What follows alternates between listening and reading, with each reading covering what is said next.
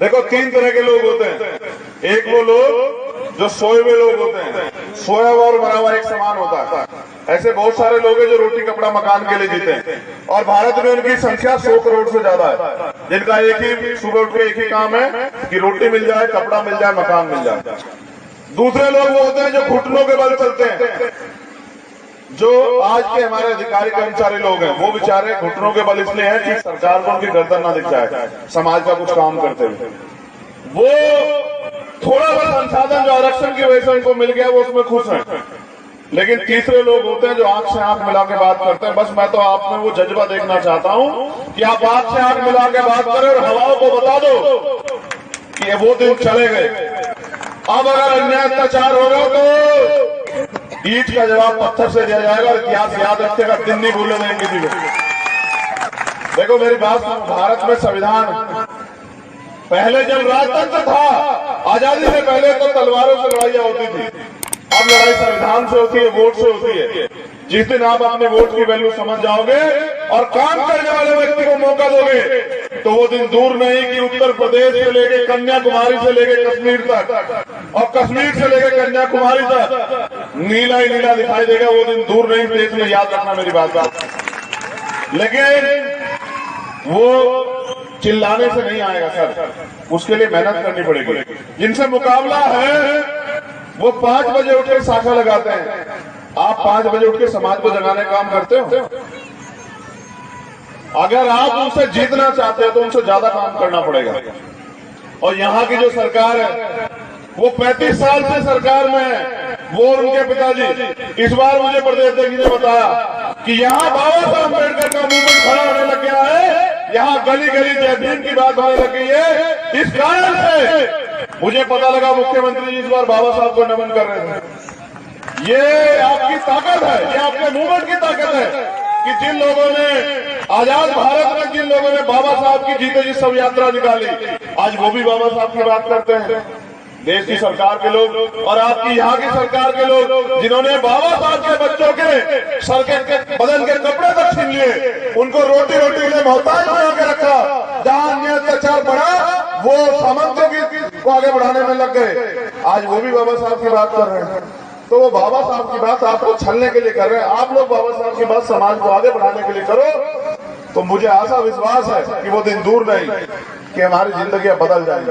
और अगर आप ये सोचते हैं कि आपकी जिंदगी बदलने के लिए कोई और आएगा, तो ये आपकी गलतफहमी है। भाई मैं वहां से कहा आने वाला, आपको तो अपने यहाँ चंद्रशेखर पैदा करने पड़ेंगे, और कहीं तो इस मंच पे हैं। जिस दिन आप उनमें चंद्रशेखर को देख लोगे और उनका साथ देने लग जाओगे, मैं पूरे विश्वास के साथ कहता हूं कि 95-90% आबादी बहुजन समाज की है उड़ीसा में।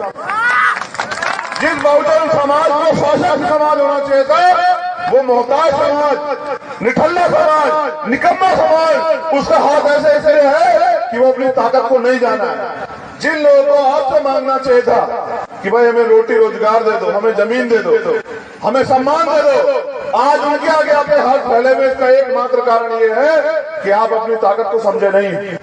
बाबा साहब अम्बेडकर ने कहा, जाओ अपनी घर की दीवारों पर लिख दो कि हम इस देश के शासक हैं।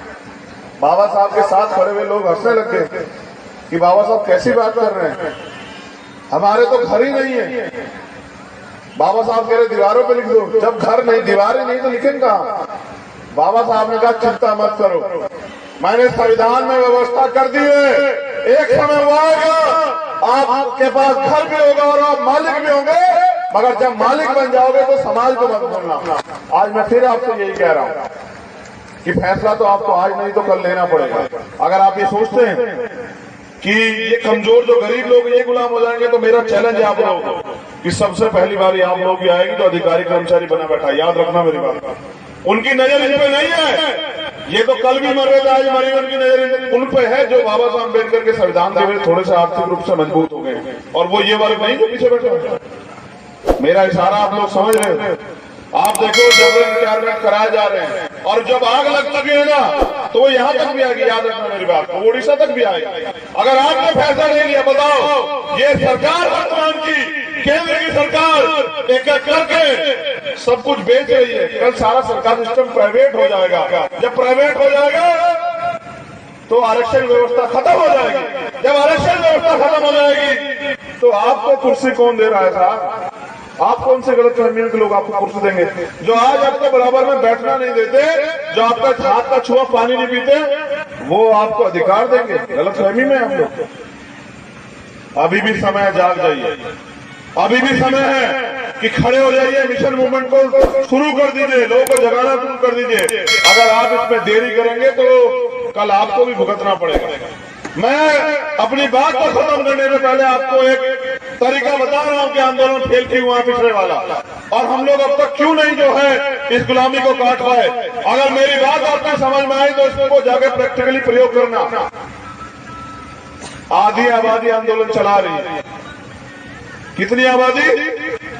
आधी आबादी। और आधी आबादी घर में अंधविश्वास पाखंडवाद को बढ़ावा दे रही है। जब तक हमारे आंदोलन में बराबर की हिस्सेदारी में माताएं बहनें शामिल नहीं होगी, तब तक हम लोग इस देश में सफल नहीं हो सकते। मेरी बात को आप लोग याद रखना।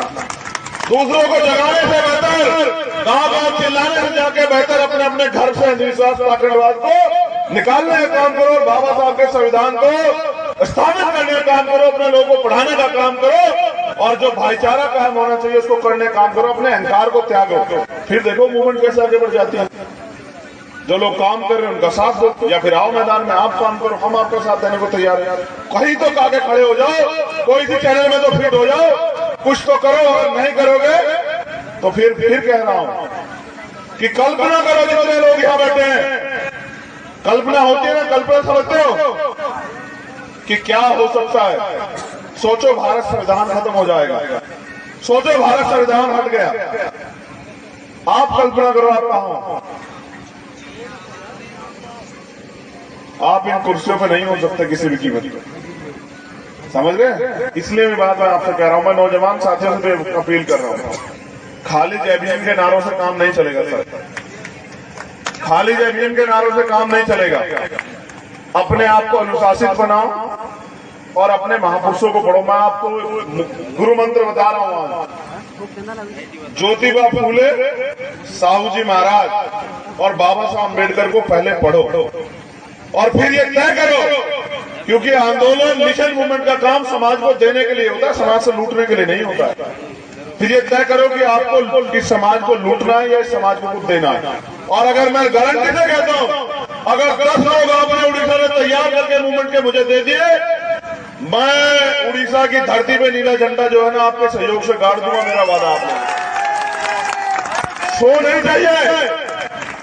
बकरे का काम, बकरे का एक ही काम होता है, उसकी बलि दी जाती है, शेरों की बलि दी जाती है। 100 लोग नीचे, 10 लोग चाहिए बस ईमानदार, 10 लोग ईमानदार जो समाज के लिए कुछ करके दिखाना चाहते हो। और आपकी जवानी का फायदा क्या होगा बताओ, जो समाज के काम नहीं आएगी? भाई जानवर भी अपने लिए जीता है और आप भी अपने लिए जियोगे तो क्या फायदा? मैंने बहुत दिन पहले सुना था संत गाडगे जी महाराज क्या कह गए कि अगर इस दुनिया में आने के बाद आप सम्मान नहीं कमा पाए तो आप में और जानवर में कोई फर्क नहीं। तो ये चेहरे पर उदासी इसलिए कि 85 सोया हुआ, जिस दिन ये बहुजन जाग जाएगा उस दिन चोर लुटेरा भाग जाएगा। बहुत बहुत धन्यवाद। मैं दोबारा से एलजे की टीम का, भीम आर्मी टीम का धन्यवाद देता हूं। लेकिन याद रखो, इतिहास खुद को दोहराता है। मैं एक आशा आपको देके जा रहा हूं कि बाबा साहब अम्बेडकर ने कहा था, आप मानते हैं बाबा साहब झूठ नहीं कह सकते? बताओ पहले हाथ उठा के बताओ जो लोग मानते हैं बाबा साहब ने सच कहा होगा, हाथ उठाओ। 100% सच। तुम्हें शक है बाबा साहब पे?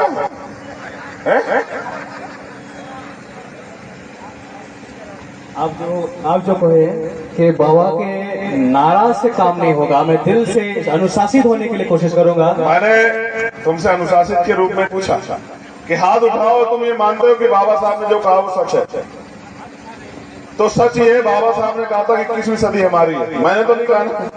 किसने कहा? किसने कहा? बाबा साहब झूठ तो नहीं कह सकते ना। भारत में सबको पता है, विरोधी को भी पता है कि बाबा साहब के बच्चे जा चुके हैं।